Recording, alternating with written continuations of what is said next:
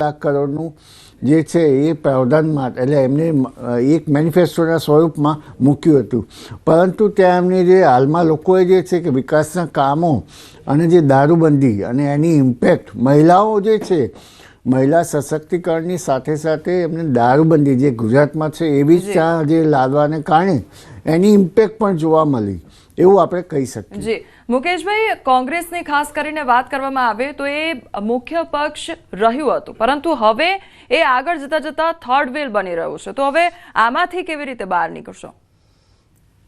ચાલુ છે એનું મનોમંથન અને દરેક જગ્યાએ તમે જોઈ શકો છો. જી મુકેશભાઈ, આપને રોકવા માંગીશ. મન કાઢવામાં પાછા પડ્યા એવું અમને લાગી રહ્યું છે.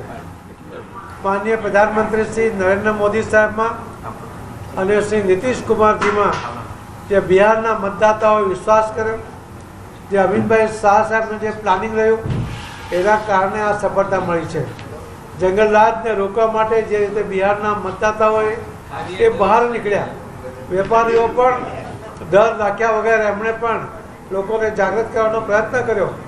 બિહારના મતદાતાઓ અને બિહારના મતદાતાઓ જે બહાર રહે છે અલગ અલગ રાજ્યોમાં, એમણે પણ જંગલરાજને રોકવા માટે, બિહારના વિકાસના પંથે લઈ જવા માટે એનડીએની સરકારને સપોર્ટ કરો એ પ્રકારનો જે મજબૂત રીતે પ્રચાર કર્યો એનું આ પરિણામ છે અને આ ખૂબ ખૂબ મતદાતાઓને ધન્યતાને પાત્ર છે.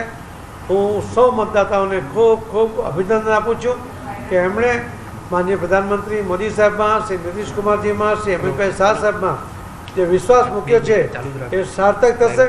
એમની અપેક્ષા કરતાં વધુ કામ, વધુ વિકાસ એ બિહારનો થશે એવું અમને વિશ્વાસથી કહી શકું છું. ધન્યવાદ.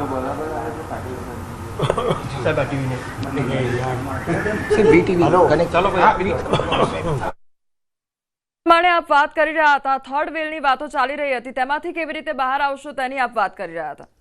વાત તમારી ખૂબ સાચી છે કે આ રિઝલ્ટ જોઈ અને એવું લાગે કે સાલી આટલી બધી મહેનત જે બિહારની ચૂંટણીમાં કોંગ્રેસનું શીર્ષ નેતૃત્વ કહેવાય અને અનેક કાર્યકર્તાઓ, ગુજરાતમાંથી પણ કેટલાય નેતાઓ કાર્યકર્તાઓ ત્યાં ગયા હતા, છતાં પણ રિઝલ્ટ આ છે.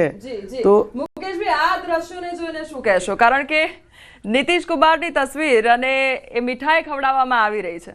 ના, પણ નીતિશ કુમાર તો હજી છે ને, એમની તસવીરને કેમ મીઠાઈ ખવડાવે છે? એટલે એ ખબર નહીં કેમ એ લોકોનો ઉત્સાહ અતિ ઉત્સાહ હોઈ શકે, પણ એમ કે એવી રીતે જરૂરી નથી. હજી નીતિશ કુમારજી છે, એમને રૂબરૂ જઈને ખવડાવી. પહેલી વે એમનો વિષય છે, પણ જેનો મતલબ એ છે કે હવે કોંગ્રેસ પક્ષને મહામંથનની જરૂર છે ને કરશે, પણ આ જે રિઝલ્ટ જે છે ને એ સરપ્રાઇઝિંગ છે. અને એમાં જે અમારા પવન ખેરાજી હમણાં તમે જોયું મુકેશભાઈ, પરંતુ ચૂંટણીઓ આવતી જાય છે, પરિણામો આવતા જાય છે, ચૂંટણી જતી રહે છે, નવી ચૂંટણી આવે છે, પરંતુ એ જ જવાબ મળતો હોય છે કોંગ્રેસ તરફથી કે હજુ મંથન ચાલુ છે, હજુ અમે વિચારીએ છીએ. એટલે ક્યાં સુધી મંથન કરતું રહેશે કોંગ્રેસ? એટલે એમાં શું છે, આપણા એસજી રોડ ઉપર છે ને અમદાવાદમાં ટ્રાફિક ખૂબ હોય છે, એક્સિડન્ટો ખૂબ થાય છે, તોય ટ્રાફિક ચાલતો જ રહે છે. સરકાર જવાબ આપે છે કે આપણી કાર્યવાહી ચાલુ છે, એટલે તોય એક્સિડન્ટ તો થાય જ છે. એટલે આ બધી પ્રક્રિયા બહુ સમાંતર ચાલ્યા જ કરે છે વર્ષો વર્ષ, પણ એમાંથી બહાર નીકળી અને મહેનત કરવાનો ફૂલ્લી પ્રયાસ થઈ રહ્યો છે, થશે. પણ આ રિઝલ્ટ છે ને એ બહુ સરપ્રાઇઝિંગ છે ને શંકાસ્પદ છે. કઈ રીતે છે હવે એ બધા ત્યાંના જે વધારે શીર્ષ નેતૃત્વ હતું એટલે ત્યાં એ લોકોના જે અનુભવો થયા એના ઉપરથી કંઈ વાત કરશે. પણ હું ચોક્કસ માનું છું કે જે રીતે ગઈકાલે બતાવ્યું હતું કે આપણા દેશના ગૃહમંત્રી એક હોટલની અંદર ચૂંટણી અધિકારીઓને બોલાવી અને અધિકારીઓ સાથે મિટિંગ કરતા હતા અને એના કેમેરા બંધ રાખવામાં આવ્યા હતા. એટલે આ બધું જે શંકાસ્પદ બાબતો છે ને એ બી આપણે અંદરથી એક શંકા ઉપજાવે. પણ એની વે આપણે તો અહીંયા દેશની અંદર એવી પરિસ્થિતિ જો જીતા હો સિકંદર, એટલે જે હવે સરકારની સુખાકારી માટે કામ કરવાના હોય કરે, વિરોધ પક્ષ એની ભૂમિકા ભજવશે.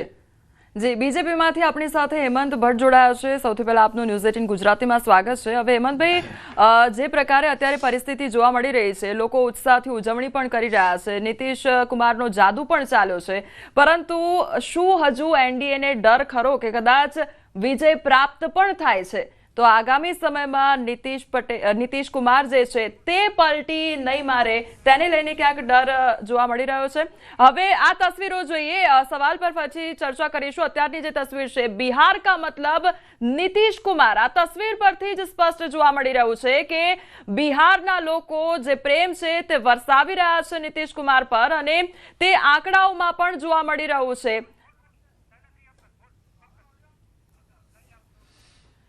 તો આ સીધી તસવીરો, બિહાર કા મતલબ નીતિશ કુમાર, અને એ જ જનતાનો પ્રેમ અહીંયા જોવા મળી રહ્યો છે, જે આંકડાઓ જોવા મળી રહ્યા છે. તો ત્યાં અમારા સંવાદદાતા પણ હાજર છે, તેમની સાથે પણ સંપર્ક કરવાનો પ્રયાસ કરી રહ્યા છે. જે આખું પોસ્ટર જોવા મળ્યું અને અત્યારે જે લોકોમાં ઉત્સાહ જોવા મળી રહ્યો છે, એક તરફ ઉજવણી પણ લોકો દ્વારા કરવામાં આવી રહી છે અને નીતિશ કુમારનો જાદુ ખરેખર ચાલ્યો છે અને તે આંકડાઓમાં સ્પષ્ટ જોઈ શકાય છે.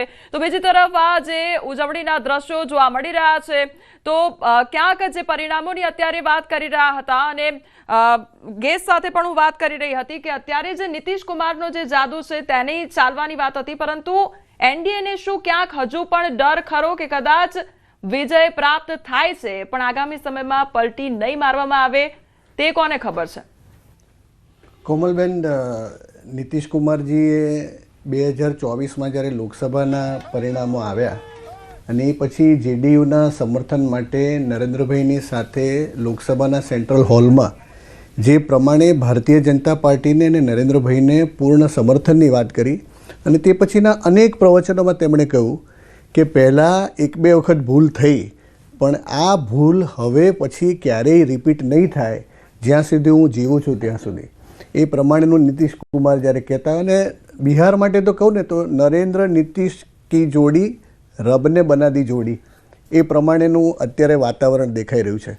અને એની પાછળનું કારણ નીતિશ કુમારજીની એક સુશાસન બાબુ તરીકેની જે આખી એ છબી બિહારના જનતામાં જે અંકિત થયેલી છે, અને ભારતીય જનતા પાર્ટીએ હંમેશા સાથી પક્ષોને જે પ્રમાણેનું પૂર્ણ પ્રતિનિધિત્વ પ્રત્યેક રાજ્યમાં આપ્યું છે.